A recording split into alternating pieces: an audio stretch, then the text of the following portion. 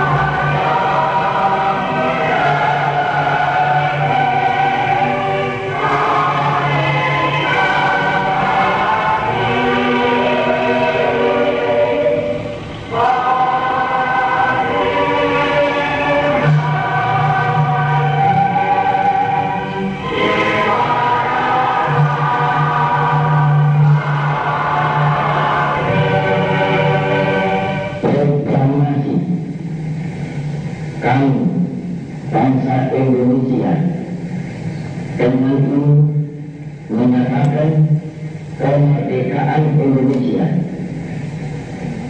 Hal-hal yang mengenai pemindahan kekuasaan dan lain-lain diselenggarakan dengan cara saksama dan dalam tempo yang sesingkat-singkatnya.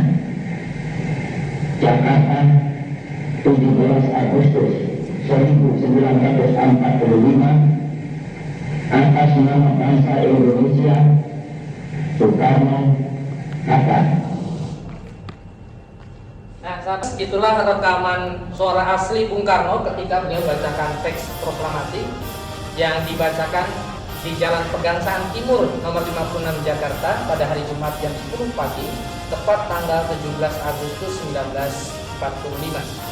Selanjutnya saya akan jelaskan apa saja makna dari simbol pintu gapura ini. Ada beberapa ornamen di sini, katakanlah. Yang pertama, motif yang mengelilingi pintu gapura ini. Motif ini disebut motif batik atau motif ukiran suluran yang melambangkan sikap dasar kehidupan masyarakat penduduk Indonesia yang selalu bergotong royong. Itu makna yang ingin disampaikan dengan motif suluran. Kemudian pada pintu bagian luar yang tadi bergerak ke kiri dan ke kanan, motif ukiran di tengahnya bermotifkan bunga wijaya kusuma yang melambangkan keabadian. Tentunya kita berharap kemerdekaan yang sudah kita perjuangkan itu akan selalu kekal abadi selama-lamanya. Yang kedua, bagian dalam terdiri dua unsur. Yang pertama, motif yang di tengah yang kita sebut lidah gapura yang bergerak ke atas. Motif ukirannya melambangkan bunga teratai sebagai lambang kedamaian. Kemudian ini secara utuh kita lihat motif ini bermotifkan sejenis motif barong, salah satu khasanah budaya Nusantara, membentuk seperti sebuah wajah.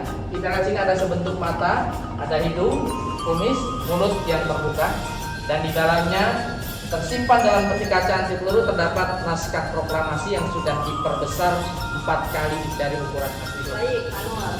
Tadi Bapak sudah menjelaskan bagian-bagian dari pintu gapura. Untuk makna-maknanya, arti-artinya ada bunga teratai, dan untuk ini kepala barong, lukisan kepala barong sudah Bapak jelaskan semua. Untuk teks proklamasinya juga sudah Bapak jelaskan semua. Ini ada fungsi yang paling utama banget yang sahabat Monas harus ketahui. Ada 3 makna. Ada 3 makna dari unsur-unsur ini. Ini akan dijelaskan oleh Pak. Yang pertama, pintu gapura adalah merupakan simbol bagi bangsa Indonesia sebagai tanda bahwa proklamasi kemerdekaan bagi bangsa Indonesia adalah sebagai pintu gerbang memasuki suasana yang berbeda dari bangsa yang terjajah memasuki suasana bangsa yang bebas, merdeka, dan bermartabat. Yang kedua, simbol-simbol ini menandakan bahwa khasanah budaya asli masyarakat penduduk Indonesia yang tercermin dalam simbol-simbolnya. Jadi dalam simbol-simbol ini banyak terkandung makna, sifat-sifat gotong royong, sifat Indonesia yang bebas, merdeka, dan menjaga kedamaian di seluruh dunia. Dan yang terpenting dari 4 atribut yang ada di ruangan ini merupakan atribut utama. Ya, sahabat Monas, kita nanti akan menuju ke bagian kedua di dalam ruang kemerdekaan ini, yaitu burung Garuda sebagai lambang negara Indonesia. Baik Pak Nur, kita akan ke berikutnya.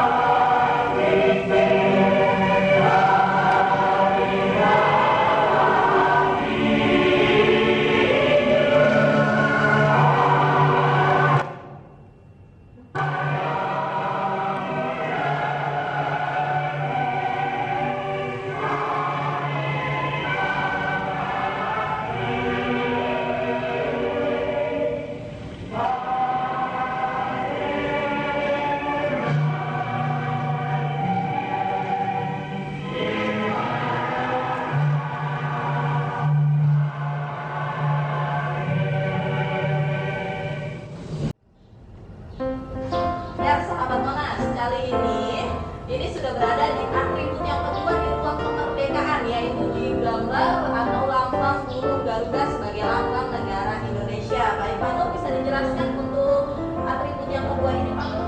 Baik sahabat Monas, ini adalah lambang negara Republik Indonesia, Garuda Pancasila. Sejarah lambang Garuda ini diciptakan oleh proses sayembara pada tahun 1950 dan ditetapkan sebagai lambang negara berdasarkan peraturan pemerintah nomor 60 tahun 1951 yang diciptakan oleh Sultan Abdul Hamid Al-Tifari. Garuda adalah makhluk mitos yang diyakini bagi masyarakat Indonesia adalah memiliki beberapa kelebihan. Dalam makna lambang ini terbagi dalam 3 unsur. Unsur pertama, Garuda secara utuh. Pada Garuda kita bisa lihat di sini disimbolkan lambang, tanggal, bulan, dan tahun kemerdekaan dalam simbol angka. 17 sebagai simbol tanggal kemerdekaan diwujudkan dalam jumlah bulu pada sayap Garuda. 8 jumlah bulu pada ekornya melambangkan bulan Agustus. 19 bulu kecil di pangkal ekornya, dan 45 bulu yang ada di bagian leher. Maka tertera di sana lengkap 17, 8, 19, 45. Mana yang kedua terdapat pada bagian perisai yang ada di tengah Garuda yang dikalungkan di dada Garuda. Pada perisai terdapat 5 simbol Pancasila dengan urutan yang sudah baku. Mulai dari bintang, rantai emas, pohon beringin, kepala banteng, padi dan kapas. Itulah simbol-simbol dari 5 sila-sila Pancasila. Yang ketiga, pada bagian bawah dalam cengkraman cakar Garuda terdapat pita bertuliskan semboyan Bhinneka Tunggal Ika yang menyatukan seluruh rakyat Indonesia. Bhinneka Tunggal Ika bermakna berbeda-beda tapi tetap satu. Berat keseluruhan lambang ini adalah 3,5 ton, terbuat dari perunggu dilapisi emas. Dan tadi ada yang terlupa untuk pintu gapura bagian utama yang kita lihat pertama kali seberat 4 ton. Oh iya Pak Nur, nah ini banyak nih Pak pertanyaan. Kenapa burung Garuda selalu menolehnya ke kanan Pak? Nah, kita lihat di sini ya. Ini juga menjadi informasi yang sangat penting. Ketika kepala Garuda ini menoleh ke kanan, ini memberikan makna bahwa cita-cita, harapan, impian, dan keinginan rakyat Indonesia di masa yang akan datang harus lebih baik. Mungkin penjelasan simpelnya adalah lupakan masa lalu, tatap hari esok yang lebih baik untuk mencapai kejayaan di masa yang akan datang. Iya, ini untuk generasi bangsa Indonesia penting banget. Kenapa burung Garuda adanya ke kanan? Untuk kita selalu menoleh ke kanan ke yang lebih baik ya, untuk generasi bangsa Indonesia. Semua sahabat Monas itu penting banget. Nah, baik Pak Nur, sekarang kita akan menuju ke atribut yang ketiga ya Pak Nur ya, itu sebagai tempat penyimpanan bendera pusaka. Silakan Pak Nur. Ya, sahabat Monas, kali ini kita sedang berada di atribut yang ketiga, yaitu tempat penyimpanan bendera pusaka ya Pak Nur ya. Jadi Bapak bisa dijelaskan ini tempat ini sejak kapan dan adanya ini seperti apa? Silakan. Nah, baik sahabat Monas, dalam bingkai batu marmer berwarna hitam dan di dalam ini ada sebentuk vitrin atau etalase kaca berukuran panjang 3 meter dan lebar 2 meter, menyesuaikan ukuran bendera pusaka aslinya. Di sini tersimpan salah satu atribut bendera pusaka. Dan sayangnya memang tidak setiap saat bisa dinikmati oleh masyarakat pengunjung, karena untuk penyimpanan duplikat bendera pusaka ini sampai saat ini masih di bawah kewenangan Sekretariat Negara. Jadi hanya waktu tertentu saja. Ya, terima kasih Pak Nur. Saya mau sedikit menanya nih Pak Nur. Nah, ini di atas ini kan ada teks proklamasi. Ya, Bapak bisa untuk jelaskan untuk teks proklamasi ini? Oh iya, selain duplikat naskah proklamasi yang sudah kita lihat di dalam pintu gapura, di sini ditampilkan pula dalam huruf-huruf besar yang terbuat dari besi kuningan. Inilah naskah proklamasi yang disesuaikan dengan bahasa aslinya. Nah, jadi masyarakat, terutama anak-anak pelajar, bisa menyalin kata-kata apa yang diucapkan oleh Bung Karno dalam mengucapkan naskah proklamasi. Ya, dan sedikit lagi nih ya Pak Nur ya. Kalau anak-anak zaman sekarang biar sedikit tahu juga bahwa untuk pengibaran bendera Sangsaka Merah Putih kalau setiap 17 Agustus diambilnya juga dari sini, betul ya Pak Nur ya? Betul, sudah berjalan kurang lebih 3 tahun ya. 3 tahun di sini dilakukan prosesi ya. Jadi ada pasukan pengawal presiden yang mengawal pasukan pengibar bendera pusaka, mengambil bendera dari tempat ini setelah naskah dikibarkan.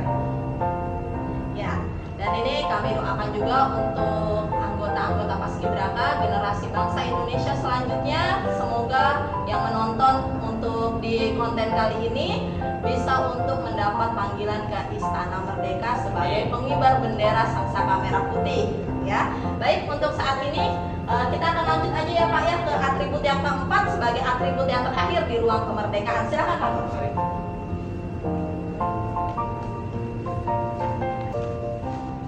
Baik sahabat Monas, kali ini sudah di tempat yang terakhir di ruang kemerdekaan, yaitu di atribut yang keempat ya Pak Nur ya. Nah, ini kebetulan ada yang namanya peta Indonesia atau Kepulauan Indonesia. Bapak bisa jelaskan pesan apa aja Pak yang terkandung di dalam peta Indonesia ini? Baik, sahabat museum, kita lihat di sini ada peta Kepulauan Negara Kesatuan Republik Indonesia. Bapak jelaskan dulu mengenai bahannya. Bahannya terbuat dari perunggu dilapisi emas. namun saya tidak ada penjelasan berapa beratnya. Pesan yang disampaikan bahwa Negara Kesatuan Republik Indonesia itu terbentang dari ujung barat di kota Sabang sampai dengan kota Merauke di ujung timur, Pulau Miangas di sisi utara, Pulau Ronde di selatan. Itulah yang kita sebut Negara Kesatuan Republik Indonesia dengan jumlah pulau sebanyak 17.508 pulau. Saat ini kita sudah berkembang menjadi 34 provinsi dengan jumlah rata-rata penduduk Indonesia hampir mencapai 300 juta jiwa. Pulau-pulau ini merupakan potensi bagi bangsa Indonesia, tidak hanya sebagai sumber daya alam, garis teritorial, tetapi secara kewilayahan yang menjadi aset bangsa dan negara kita. Ya, Pak Nur, ini bikin sahabat Monas agak penasaran nih Pak Nur. Tadi kita sudah dari pertama Pintu Gapura, muter lagi ke Garuda Pancasila, muter lagi ke tempat penyimpanan bendera pusaka. Nah, ini yang terakhir. Tapi kalau kita amat-amatin ya Pak Nur ya, ini bentuknya itu medianya berbentuk persegi ya Pak Nur ya. Dan kebetulan ini dindingnya juga berwarna hitam. Ada makna apa aja nih Pak yang terkandung di dalamnya? Ya, terima kasih. Nah, sahabat museum, ada pesan yang ingin disampaikan oleh Bung Karno sebagai pemrakarsa pembangunan Monumen Nasional mengenai media yang ada di ruang kemerdekaan ini berbentuk persegi 4 dengan dominan warna gelap, itu dimaknai mengadopsi atau meniru bentuk Ka'bah Baitullah, kiblatnya umat Islam yang ada di kota Mekah. Mengapa? Menurut Bung Karno, Monumen Nasional adalah kiblatnya Indonesia dalam berbagai aspek. Hanya ditampilkan dalam visualisasinya yang ada di ruang kemerdekaan. Mudah-mudahan pesan ini bisa dimaknai secara luas oleh masyarakat kita. Baik, terima kasih banyak Pak Nur atas informasinya yang sudah Bapak berikan dari awal pertama Pintu Gapura sampai di sini ya. Terima kasih banyak Pak Nur, dan semoga informasi yang sudah Bapak berikan ini bermanfaat bagi